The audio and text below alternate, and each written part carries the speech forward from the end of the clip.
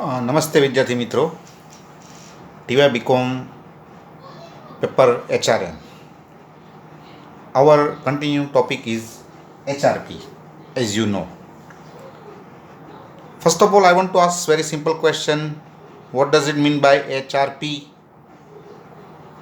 Remember? યાદ આવે છે કાંઈ? ઓકે, આવતું હોય તો સારી વાત છે, ન આવતું હોય તો પ્લીઝ.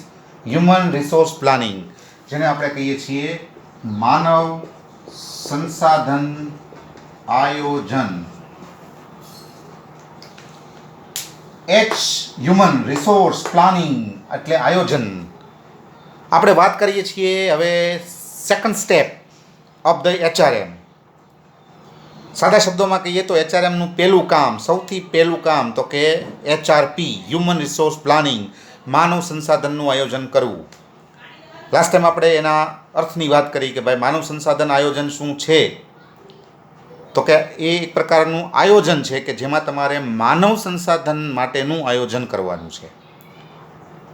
આપણે એના અર્થની, એના ઇન્ટ્રોડક્શનની, આપણે એના પ્રારંભિક જે કહી શકાય એવા મુદ્દાઓની આપણે લાસ્ટ ઓલામાં ચર્ચા કરી કે જેમ સંચાલનની શરૂઆત આયોજનથી થાય છે, અથવા હું તો તમને મેં ગયા વખતે પણ કીધેલું, ફરી પાછો કહું છું કે ભાઈ કોઈ પણ કાર્યની શરૂઆત આયોજનથી થાય.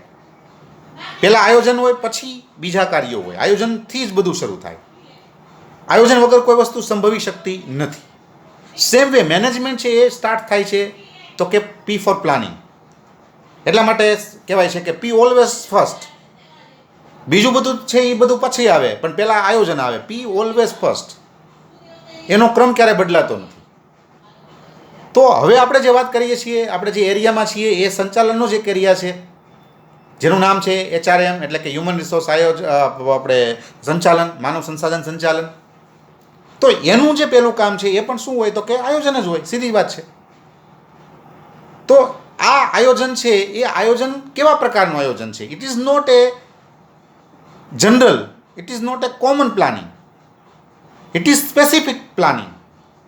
કારણ કે આ માનવ સંસાધન સંચાલનનું આયોજન છે. આ ખાલી સંચાલનનું આયોજન નથી, આ માનવ સંસાધન સંચાલનનું આયોજન છે. એટલા માટે એનું નામ છે હ્યુમન રિસોર્સ પ્લાનિંગ, માનવ સંસાધન આયોજન.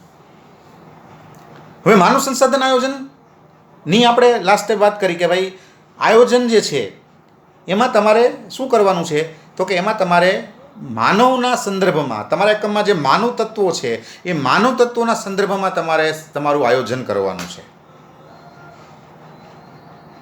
તો એ ચર્ચા આપણે લાસ્ટ ટાઈમ કરી. હવે આજે એક વ્યાખ્યા લઈશું અને એ વ્યાખ્યાના આધારે આપણે પ્લસ એના કેટલાક સામાન્ય લક્ષણોના આધારે આપણે HRP શું છે એને સમજવાનો પ્રયત્ન કરશું. તો આપણો મુદ્દો છે માનવ સંસાધન આયોજન.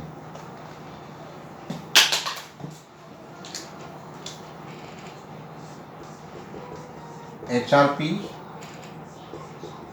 Human resource planning. હવે આપણે એની એક વ્યાખ્યા લઈએ.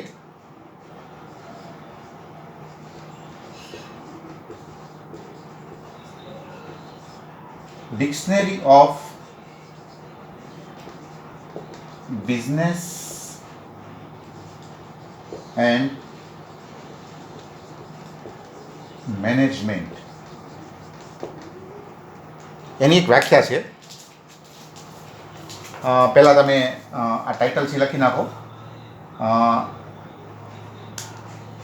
વ્યાખ્યા.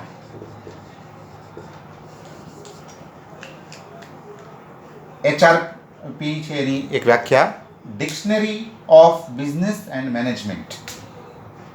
આ ટાઇટલ લખી નાખો, પછી આપણે વ્યાખ્યા લખીએ છીએ, કારણ કે I have no enough space to indicate.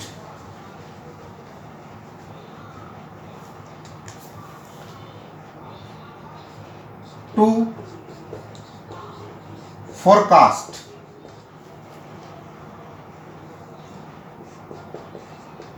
future demand of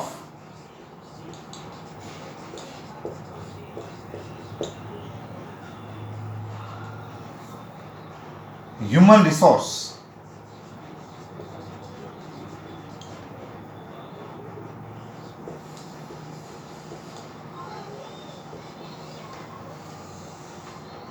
and to think about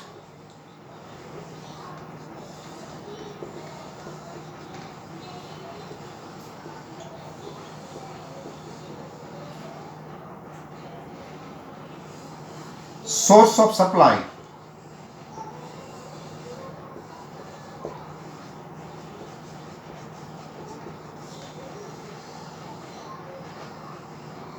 and then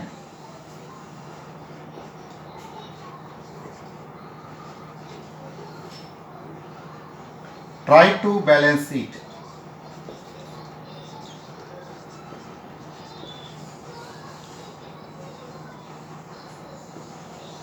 જો ડિક્શનરી ઓફ બિઝનેસ એન્ડ મેનેજમેન્ટની એક સરસ મજાની વ્યાખ્યા છે. પહેલાં ઇંગ્લિશમાં પછી ગુજરાતીમાં આપણે એને લખશું. પહેલાં સમજી પણ લઈએ. To forecast future demand of human resource and to think about source of supply and then try to balance it. ચલો હવે આપણે વાત કરીએ કે ફરી પાછા આપણે એ બાબત ઉપર વાત કરીએ કે માનવ સંસાધન આયોજન HRP એ ટેકનિકલી શું છે. આપણે એને એ રીતે તો સમજી લીધું કે ભાઈ એ આયોજન છે, માનવ સંસાધનનું આયોજન છે, એકમમાં કામ કરતા માનવ તત્વો સાથે જોડાયેલું આયોજન છે. આપણે એ બાબતને તો આપણે ચર્ચી લીધી, આપણે સમજી લીધી. પણ ટેકનિકલી જોવા જઈએ તો એમાં શું કરવાનું છે, એમાં શું છે તો કે તમારે ફ્યુચર ડિમાન્ડ, ભવિષ્યમાં તમારે તમારા એકમમાં જે માનવ તત્વોની જરૂરિયાત ઊભી થવાની છે એનો તમારે અંદાજ બાંધવાનો છે. ફોરકાસ્ટ એટલે અંદાજ બાંધવો, પૂર્વધારણા કરવી, પૂર્વ વિચારણા કરવી, ભવિષ્યને વર્તમાનમાં જોવું. જો this is the meaning of forecast. કે તમારા એકમમાં તમે જે હેતુ માટે કામ કરો છો એ તમે કોના દ્વારા પૂરા કરવાના છો તો કે તમારા એકમમાં જે જીવતા જાગતા કામ કરે છે એવા માનવ તત્વો દ્વારા. માનવ તત્વો છે એ તમારા એકમમાં બહુ ઇમ્પોર્ટન્ટ છે. હવે તો કે તમારે ભવિષ્યમાં એની જે માંગ છે અથવા એની જે જરૂરિયાત છે એને તમારે પૂર્વ વિચારણા કરવાની છે, એનો તમારે અંદાજ બાંધવાનો છે કે ભાઈ ભવિષ્યમાં આપણા એકમમાં કેવા અને કેટલા માનવ તત્વોની જરૂર ઊભી થઈ શકે એમ છે. જો it is related with future, એટલા માટે મેં એ શબ્દ લખેલો છે ફ્યુચર. કે ભવિષ્યની અંદર આપણા જુદા જુદા જે વિભાગો છે અને એ જુદા જુદા વિભાગોમાં જે જુદા જુદા લોકો કામ કરે છે, બરાબર, એમાંથી ઘણા બધા લોકો રિટાયર થશે, ઘણા બધા લોકો જશે, આપણું એકમ છોડીને બીજા એકમમાં જશે, ઘણા બધા જેને કહેવાય કે કર્મચારીઓ બીજું એકમ છોડીને આપણે ત્યાં આવશે. આ બધાના અંતે જુદા જુદા વિભાગોમાં આપણા એકમમાં આગામી સમયમાં કેવા અને કેટલા માનવ તત્વોની જરૂરિયાત ઊભી થવાની છે એનો અંદાજ બાંધવો એ માનવ સંસાધન આયોજન. પછી તો કે અહીંયા ખાલી કેટલા અને કેવા વ્યક્તિઓ ઊભા થશે એનો વિચાર કરવાનો નથી, પણ સાથોસાથ એનો પુરવઠા અંગે પણ વિચારવાનું છે કે જે જરૂરિયાત ઊભી થશે એ આપણને ક્યાંથી પ્રાપ્ત થશે. તમને મેં લાસ્ટ ટાઈમ એક્ઝામ્પલ આપેલું કે ભાઈ આપણે ગણતરી કરીએ તો આપણે ખ્યાલ આવે ભાઈ આવતા વર્ષે આપણા એકમમાં 5 એન્જિનિયરની જરૂર પડવાની છે. ઉત્પાદન વિભાગની અંદર 5 એન્જિનિયર્સની આપણે જરૂર પડવાની છે આવતા વર્ષે, આવતા ભવિષ્યમાં. આપણે આપણું ઉત્પાદન પ્રક્રિયા ધારો કે મોટી કરતા હોઈએ, એમાં કંઈક ખૂબ સુધારો કરતા હોઈએ તો એના અનુસંધાને આપણે ગણતરી કરીએ, બરાબર. આખું કેલ્ક્યુલેટિવ આખું કામ છે, આમ કંઈ અંદાજ બાંધવાનો ન હોય, ગણતરી કરીને અંદાજ બાંધવાનો હોય. તો આપણે ગણતરી કરીને પછી અંદાજ બાંધીએ કે ભાઈ આવતા વખતે એટલે કે આવતા સમયમાં, ફ્યુચરમાં, આવતા વર્ષે આપણા ઉત્પાદન વિભાગની અંદર 5 એન્જિનિયર્સની જરૂરિયાત ઊભી થશે, બરાબર. એ ફોરકાસ્ટ કરી લીધું, અનુમાન બાંધી લીધું, અંદાજ બાંધી લીધો. હવે આપણે એનો પુરવઠો પણ વિચારવાનો છે કે એ 5 એન્જિનિયરો આપણે ક્યાંથી લાવી શકીએ એમ છીએ. આપણે અમે ઘણા બધા ઓપ્શન આવે કે ભાઈ કોઈ સારી એન્જિનિયરિંગ કોલેજ હોય તો ત્યાં જઈએ અને ત્યાંથી સારા વિદ્યાર્થી છે અને આપણે ફ્રેશને લઈ આવીએ, અથવા છાપામાં જાહેરાત આપીએ અને કોઈ એકમમાં કામ કરતા હોય બીજા એકમમાં, ત્યાંથી આપણે સારા પગારની ઓફર આપીને આપણે લઈ આવીએ, અથવા આપણા જ એકમમાં કોઈ જુનિયર હોય તો એને આપણે પ્રમોશન આપીને સિનિયર બનાવીએ. તો તમે એના એનો જે પુરવઠો છે એ જરૂરિયાત જ્યાંથી આપણે પૂરી કરી શકીએ એમ છીએ એનો પણ તમે અહીંયા અંદાજ બાંધો છો, એનો પણ તમે વિચાર કરો છો.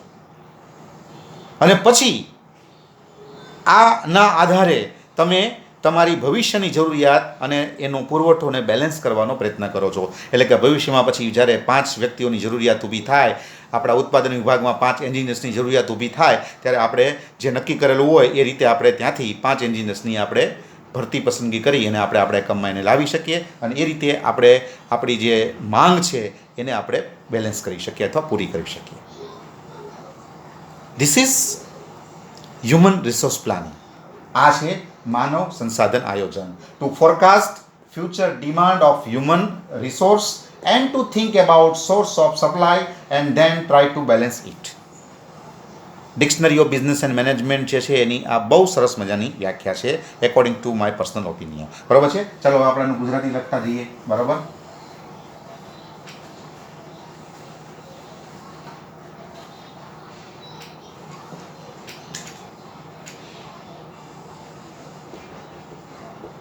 એકમમાં ઊભી થનારી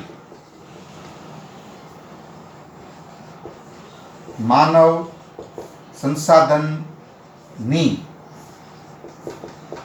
માંગનો અંદાજ બાંધવો. એકમમાં ઊભી થનારી માનવ સંસાધનની માંગનો અંદાજ બાંધવો અને તેના પુરવઠા અંગે વિચારવું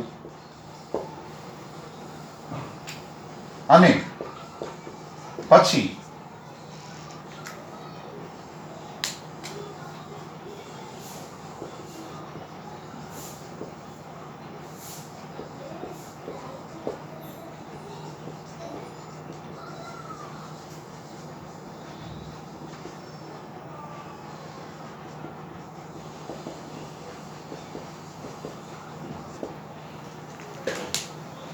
એકમમાં ઊભી થનારી માનવ સંસાધનની માંગનો અંદાજ બાંધવો અને તેના પુરવઠા અંગે વિચારવું અને પછી માંગ અને પુરવઠાને સંતુલિત કરવો.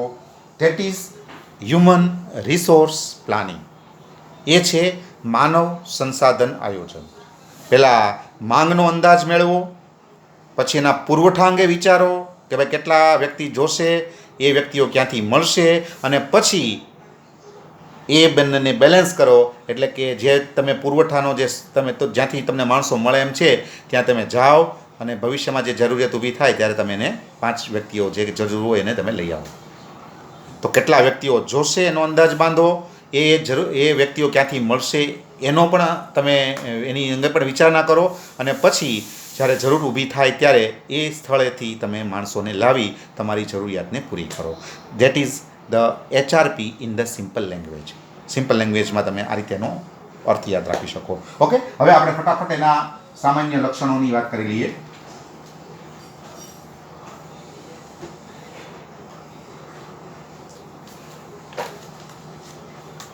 પહેલું લક્ષણો છે, તમે લખી નાખો. આપણે વાત કરીએ છીએ હવે લક્ષણો, HRPના લક્ષણો. એમાં પહેલું સંચાલનની એક શાખા છે. સંચાલનનું એક કાર્ય છે. આયોજન હંમેશા સંચાલન દ્વારા થાય છે.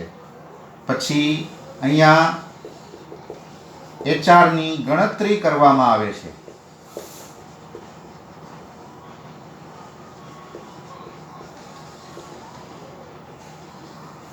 ત્રીજું છે માંગનો ચોકસાઈપૂર્વકનો અંદાજ.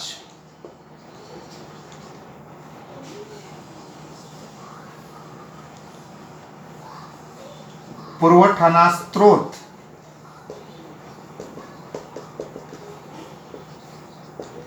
અંગે વિચારણા. અને લાસ્ટ બટ નોટ લીસ્ટ સમતુલા મેળવવાનો પ્રયાસ.